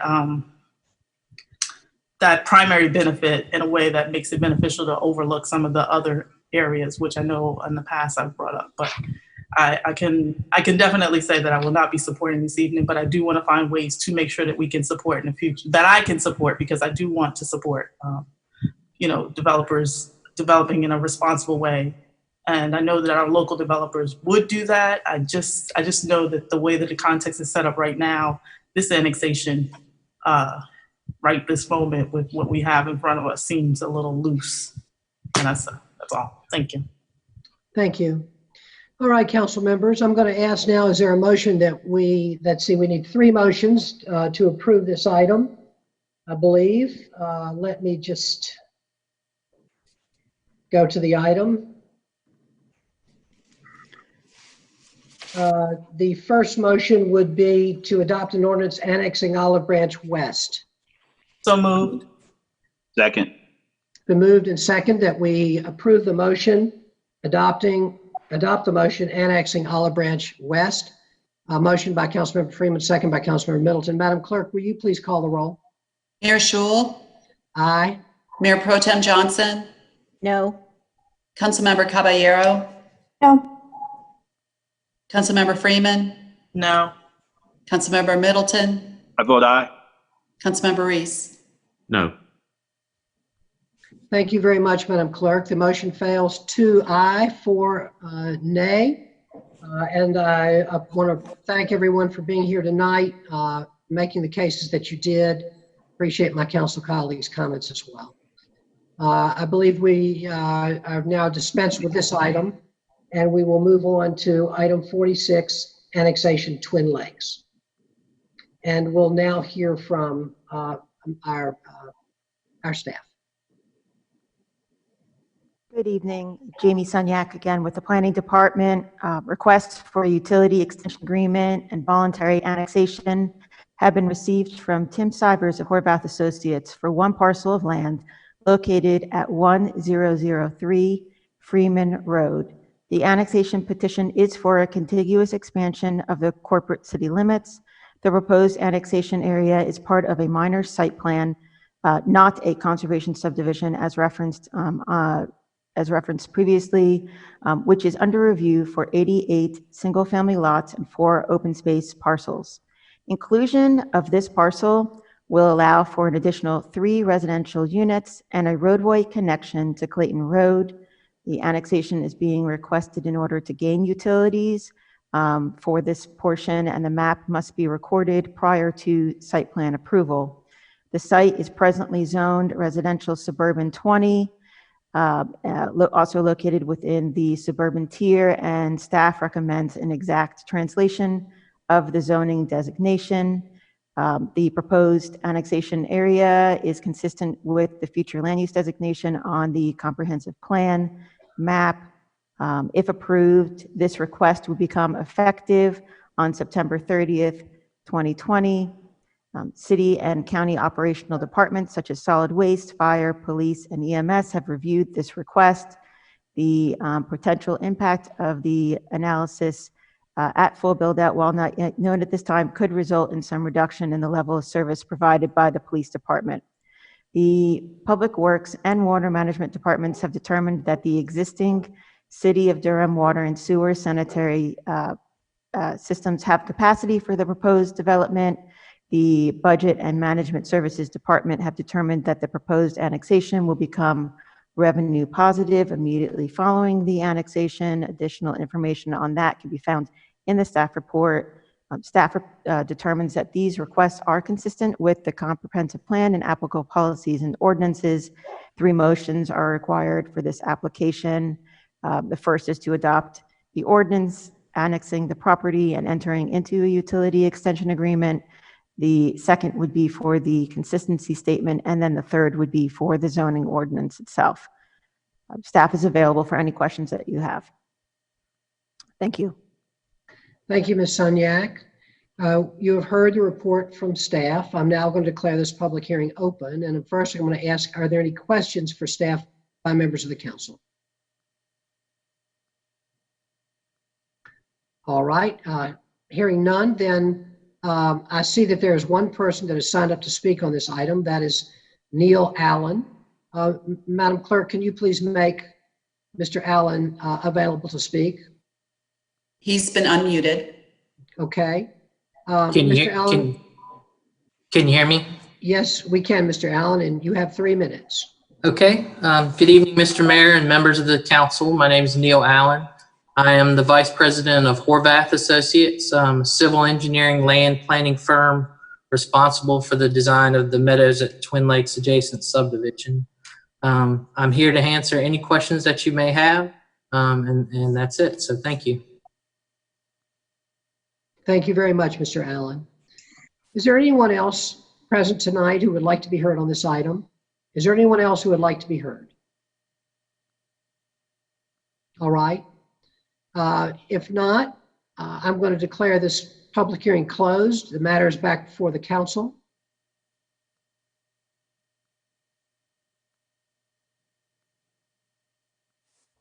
You're muted, Steve. Oh, thank you.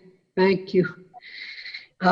They'll take 3 motions to, maybe you did not hear me say then that, apologize, that there being no further comments, the public hearing is closed and the matter is back before the council. And I'll ask now if there's a motion to approve this or if there are any comments that anyone from the council would like to make. If not, I'll accept Councilmember Freeman.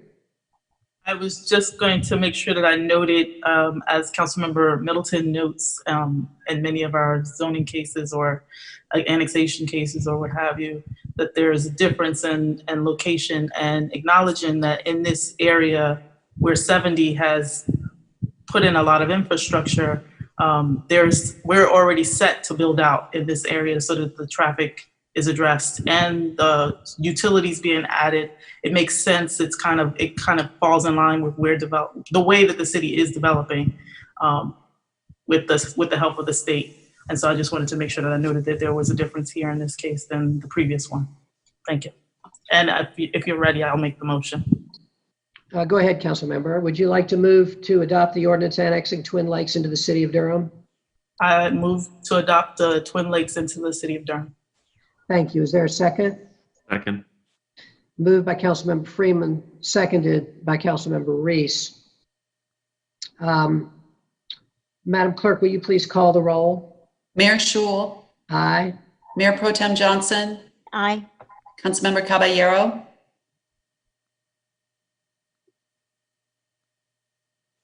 Councilmember Freeman. Aye. Councilmember Middleton. Aye. Councilmember Reese. Aye. Thank you, Madam Clerk. I believe that Councilmember Caballero will be counted as a yes, and so the motion passes 6-0. Thank you. Mr. Mayor, I think that's not correct, right, with the virtual You're meeting? right. That's right. That's not correct on a digital meeting, is it? So it's 5-0. Motion passes 5-0. Thank you. Now we'll move to motion 2 to adopt a consistency statement. So moved. Second. Moved by Councilmember Middleton, I believe, seconded by Councilmember Reese. Madam Clerk, please call the roll. Mayor Schul, Aye. Mayor Pro Tem Johnson, Aye. Councilmember Caballero, Councilmember Freeman, Aye. Councilmember Middleton, Aye. Councilmember Reese. Aye. Thank you, Madam Clerk. The motion passes 5-0. Now we'll move to motion 3 to adopt the ordinance amending the UDO.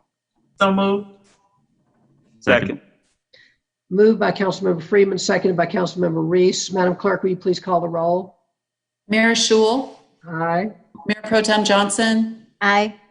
Councilmember Caballero, Councilmember Freeman, Aye. Councilmember Middleton, Aye. Councilmember Reese. Aye. Thank you, Madam Clerk. The motion passes 5-0. Thank you, Mr. Allen. Mr. Mayor, may I have a point of personal privilege? Of course. I did just want to briefly respond to Councilor Freeman's observations. And this is kind of what I was talking about. I don't know what the price point on these 88 units are going to be. We didn't even ask, and nobody even asked. And I think that the suggestion that somehow that these cases are self-evident or on their face, just readily recognizable as different one from another without any nuanced conversation, I don't know that that's necessarily the case. I mean, because it's an opinion, and I respect each one of our opinions, but that as decision makers, we each have our read on a particular situation. But I do not want the impression to be given that there's some type of rubric where it's a priori. It's just so self-evident that this one merits and this one doesn't, based upon, some decisions that, quite honestly, we have not made as a council. We have not codified. We have not said what that threshold is beyond which we will not go. So I just wanted to just respond to that. I respect each one of the prerogative of each one of us to make decisions on a case-by-case basis, but there's no cut and dry, this is, at least in my opinion, so evident or so distinct one from another that we can go with this one and not that one. And again, I would say we don't even know what the price points on these 88 units are, but they're approved. So thank you, Mr. Mayor. Thank you, Councilmember. Councilmember Freeman, and then we're going to move on to the next item. Thank you. I just wanted to note that along the same lines, this is why the codifying of those items would be so important. And I look forward to having those conversations. I try to explain my rubric each time because I do know that it's different for each case. Thank you. Thank you, Councilmember. We'll now move on to item 47, street closing Q Place. This is also a public hearing item, and we'll hear from staff. Good evening, Jamie Sunyak again with the Planning Department. Martin James Blazif and John Henderson have requested to permanently close Q Place. It is an 89.91 linear foot unimproved right-of-way located east of Suffolk Street. If closed, the right-of-way area will be recombined with the adjacent properties to create 2 new flag infill lots, which will conform to the current residential suburban 10 zoning regulations. Both lots will have access off of Suffolk Street. Staff finds that closing this right-of-way will not be adverse to the general public, since Q Place does not provide any interconnectivity between public streets. It is essentially surrounded by development and would function as a cul-de-sac if built as currently designed. The requests here meet applicable ordinance requirements, and all issues raised during the review process, they have been addressed. Staff recommends the permanent closure of Q Place. And I will be happy to answer any questions that you have. Thank you very much, Ms. Sunyak. You've heard the report from staff, and now I'm going to declare this public hearing open. And first, I'm going to ask if there are any questions for Ms. Sunyak by members of the council. Councilmember Freeman? Just a random, just thinking about, is there a payment made for the acreage added, I'm just wondering if that was something I missed. When there's a street closing and you're almost doubling the size of the lot. There is, in terms of added fees, the only thing that I could think of would be through the permit process when they would come in for their building plans and their COs, but there would not be any additional associated fees. There's no development plan associated with this case, so the zoning is essentially going from, there's no change in the existing zoning. They're going to be conforming to the requirements set forth in the RS10. So I'm not aware of any additional fees that would come in. Mr. Bonfield, did you want to comment? I did, Mr. Mayor. Thank you. Ms. Sunyak, I presume that Q Place was created by a plat as opposed to fee simple right away?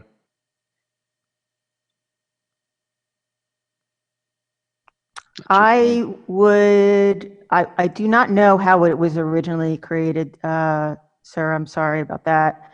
I think the city attorney may want to comment then in terms of disposition of a fee simple right away versus a platted right away, and what flexibility or opportunity the city has to, require any fees for vacating the two different kinds of right of way.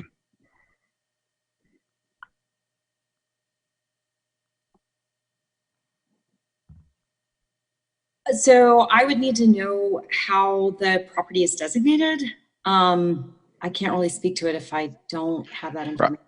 Right. I don't know either, Kim. I'm saying if it was platted right away, then I believe the process for vacating right away is just that it goes to half to either side of the adjacent property owners, and the city does not have an opportunity to require payment to vacate that right away. If we acquired it by fee simple through some other measure, then I think that's a different form of right of way ownership. But you know what, Tom, I want to defer to Don O'Toole, who probably has considered this exact question, and I think he's on the call. Thank you. I didn't see him listed, so otherwise I would have mentioned that. Thank you. Yes, Don's here. Don, would you like to comment? Yes, and I was trying to get your all attention. Yes, you actually had my attention. Thank you. Don O'Toole, City Attorney's Office. This is an example of a dedicated right-of-way, and as the manager said, it would have been dedicated through a plat. And then there's a street closing statute that basically says if there's dedicated but unopened right-of-way, if the applicant goes through the street closing process, then the right-of-way can be closed, and it basically lays out how the property should be apportioned among the adjacent parcels. And there's no payment to the city because it isn't the city's property. Thank you. Thank you, Mr. O'Toole. I'm glad to see that Mr. Bonfield is still adding value. Good job, Tom. Okay. Let's see. We've got two people signed up to speak on this item, both of them proponents. Mr. Martin Blazevich and Mr. Tom Tebow, and I'm assuming that Mr. Tom Tebow must be twin brothers with a quarterback. He can either affirm or not once he's speaking. But first of all, we'll hear from Mr. Blazevich, and you have 3 minutes. Can you hear me? Yes, we can. Yes, I'm the applicant, and I don't really have anything to add. Tom Tebow knows everything about this lot. I was hoping he would speak first. And, so we'll get him next. Let him speak. All right. If you have questions, you can ask me, okay? Yes, thank you, Mr. Blazevich. Mr. Tebow? Thank you. Good evening, Mr. Mayor. Thank you very much. Distinguished council members.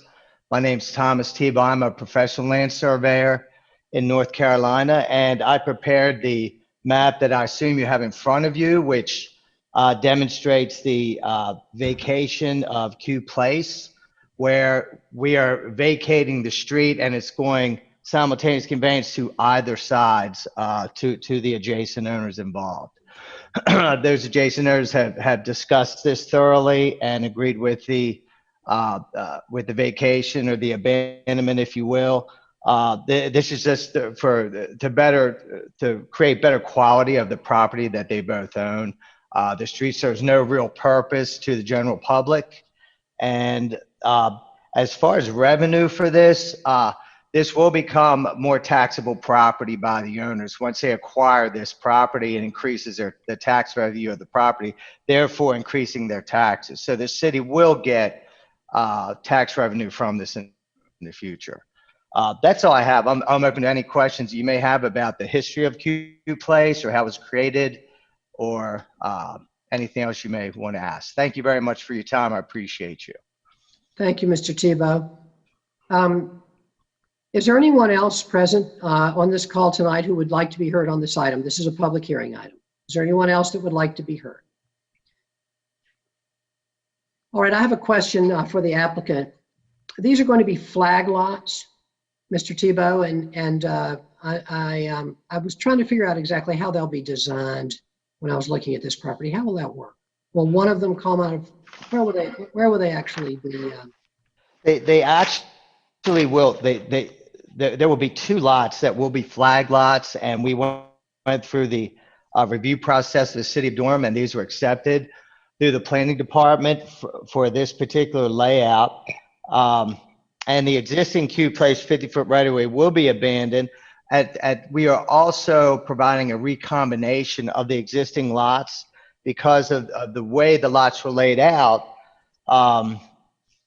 Mr. Henderson owned the property behind him, but they were two separate lots. And in actuality, his property was basically landlocked. Q Place in its origin was actually a bulb cul-de-sac, and as it was remapped and remapped throughout the years, top of the bulb was cut off, thus leaving the one parcel somewhat landlocked. So we've combined Mr. Henderson's property. We did a slight variation and recombination of the two lots that Mr. Blazevich owns in the rear. And of course, his other property is just assuming a small portion of the vacation.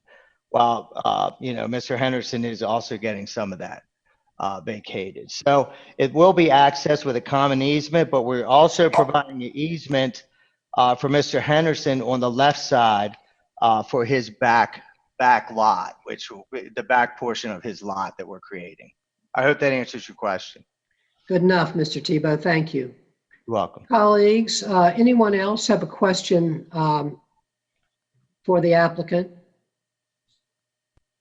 All right, if not, I'm going to declare this public hearing closed. The matters before the council. We would need one motion, which is to adopt an order permanently closing 89.89.91 linear feet of Q Place. So moved. Second. Been moved by Councilmember Freeman, seconded by Mayor Pro Tem Johnson, that we adopt the order. Madam Clerk, please call a roll. Mayor Schul. Aye. Mayor Pro Tem Johnson. Aye. Councilmember Caballero. Aye. Councilmember Freeman. Aye. Councilmember Middleton. I vote aye. Councilmember Reese. Aye. Thank you, Madam Clerk. The motion passes 6-0. We now have one more item on our agenda, which is item 16. It's my understanding now that the person that signed up to speak in it actually didn't mean to pull it, but only meant to make themselves available should we need them to speak. Is that correct? I'm the only person I see prepared to speak on this item is Mr. Dan Jewell, and that was my understanding from a text that I received, or rather a chat that I received. Is there anyone on this call besides Mr. Jewell that would like to be heard on item 16? Mr. Mayor, there is an individual with their hand raised under attendees, a call-in user. All righty. I believe that might be Ms. Pless, Mr. Mayor, who contacted the clerk's office to indicate that she wanted that item pulled tonight. Okay, so that's the reason that I can't tell that here. Thank you. Can you make the call-in user available, please? Yes, good evening, Mayor Schul and members of council. Can I be heard? Hi, is this Ms. Pless? It is indeed. Thank you very much. Yes, Ms. Pless, you have 3 minutes. Thank you. Thank you kindly. Yes, I am opposed to expediting case B19/036 because expediting it negatively impacts the public interest for informed engagement. It also risks running counter to the community involvement and engagement promises of the Engage Durham program.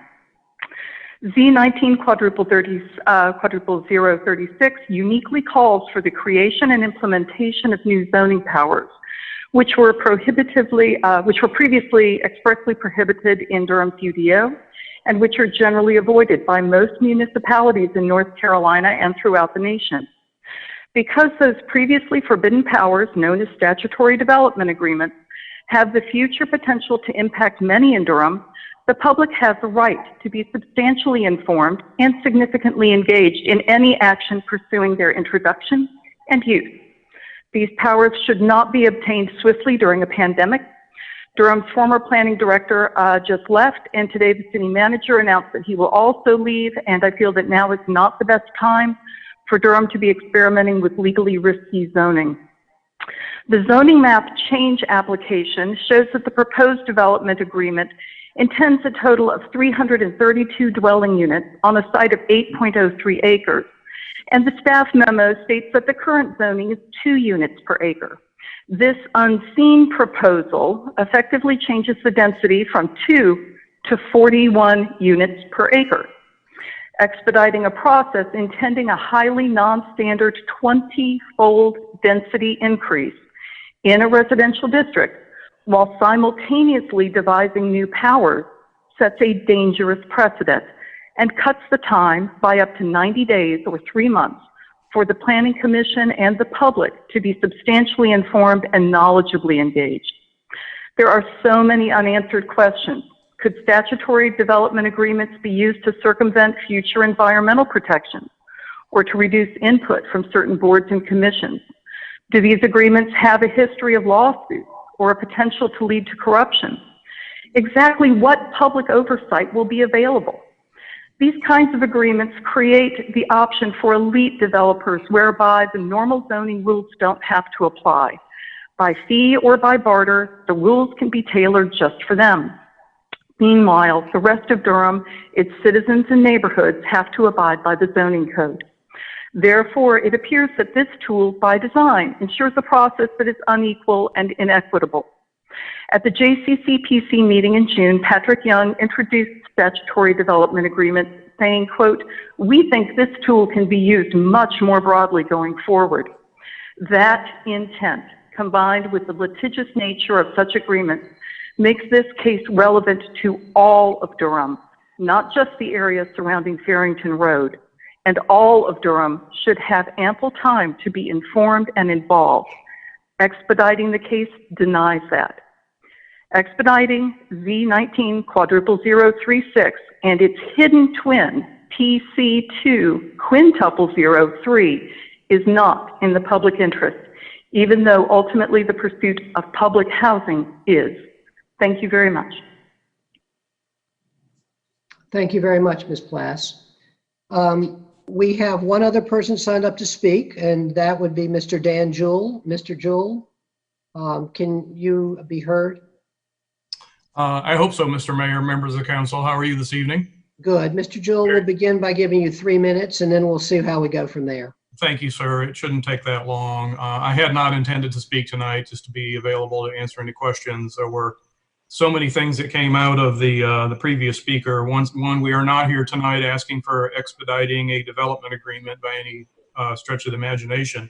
What we are here for is what is an extraordinary proposal. First time ever in Durham.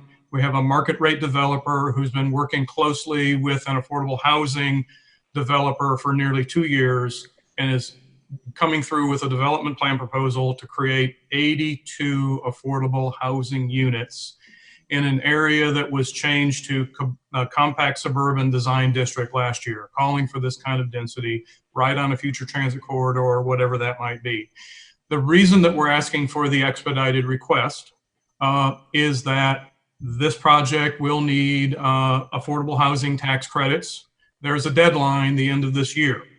The only way we can get to that deadline will be for you to hear this case in October and get past the 60-day potential appeal period after that. You will not be abrogating any public input. We will still move forward to the Planning Commission. We will still move forward to the City Council. And it's not known widely, but even though a neighborhood meeting was not required for this project, we actually did hold one 3 weeks ago. We reached out to everybody who owned property within 600 feet, met all the statutory requirements for a public information meeting. We had 8 or 9 neighbors attend. They all asked good questions, and I think we satisfied those. So the only request tonight is that we be granted this attempt to be able to move this forward to you in a way that if you should approve it in October, then they can go for the affordable housing tax credits. Otherwise, it will be at least another 6 months until they can go for those credits. And I hope we all agree that 82 affordable housing units on a future transit corridor in a future land use map area that's already designated for higher density residential is an appropriate request. So thank you for your attention this evening. Thank you, Mr. Jewell. This is a public hearing item. Is there anyone in attendance tonight who would like to be heard on this item? Anyone else who has not spoken on this item like to be heard? All right, thank you. Now I'll ask council members, are there any comments or questions that you have for the applicant, for Ms. Pless, or for members of the staff?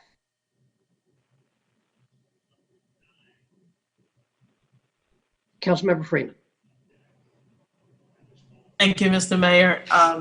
I appreciate that this item was pulled, and I couldn't agree more with Ms. Pless about the circumstances and the situation where it does appear like it's moving forward without engagement from the public. And I appreciate Mr. Jewell explaining that the public would still be engaged. I just wanted to note again that this is a specific situation. The opportunity to present to the state of North Carolina how actually affordable housing could be done overrides some of the pushback I would give on engagement and forcing this project to move ahead of other projects. This is a big chance for us to show regular developers across the state just what could be done with the LIHTC or the low income tax credit at the 4%, and acknowledging that so many folks have said you can't build at 4% affordable housing in communities. And so I'm supportive of this tonight. And when you're ready, Mr. Mayor, I would like to make the motion. Thank you, Councilmember. Councilmember Reese. Thank you, Mr. Mayor. I don't say this often enough, but I agree with every single word that Councilmember Freeman just said. The only thing, and I need to say it more, the only other thing I will add is that Ms. Pless is a passionate and persuasive advocate against the UDO text amendment that is currently being considered by the Planning Commission. And I know that she will continue to remain engaged on that issue, but I don't think that question has salience for the decision we make tonight. Ultimately, this council, I believe, will be presented with a version of the UDO text amendment concerning statutory development agreements. And I know that when that happens, we will, as the Planning Commission will do, we will give it we'll kick the tires and give it all the review that it needs before we make a decision about it. But as pertains to this particular agenda item, what she said. Thank you. Thank you. Any other comments by members of the council? Madam Mayor Pro Tem. Thank you, Mr. Mayor. I just wanted to comment that I'm really excited about this development and wanted to appreciate the folks who are trying to make this happen. 80 affordable housing units with no request for contribution from the city is unusual and is exactly what we need to see more of in our community. And I'm happy to expedite the process through the Planning Commission so that this developer will have the opportunity to do that. It has the potential to make a huge difference in the lives of 80 families in our community, and that's really important. So thank you. Thank you. Any other comments? All right. Hearing none, I'm going to declare this public hearing closed. No, this isn't a public hearing. I'm not declaring it closed. I'm going to say that we're at the end of our discussion on this item, and we would need, let me go to. Mr. Mayor?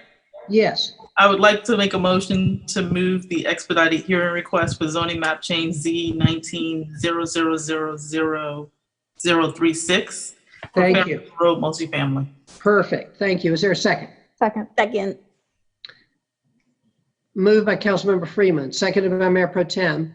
Madam Clerk, please call the roll. Mayor Schewel? Aye. Mayor Pro Tem Johnson? Aye. Councilmember Caballero? Aye. Councilmember Freeman? Aye. Councilmember Middleton? I vote aye. Councilmember Reese? Aye. Thank you. Thank you. The motion passes 6-0. Thank you, folks. Thank you.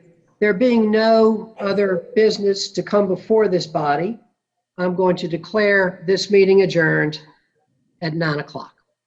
Thank you, Wow, colleagues. that is a modern record. Yeah, we need to do that more often. Hours. Colleagues, I will see you on Thursday at the work session and look forward to it very much. Good night, everybody. Have a great night, everybody. Take care. Thank you, Ms. Plass.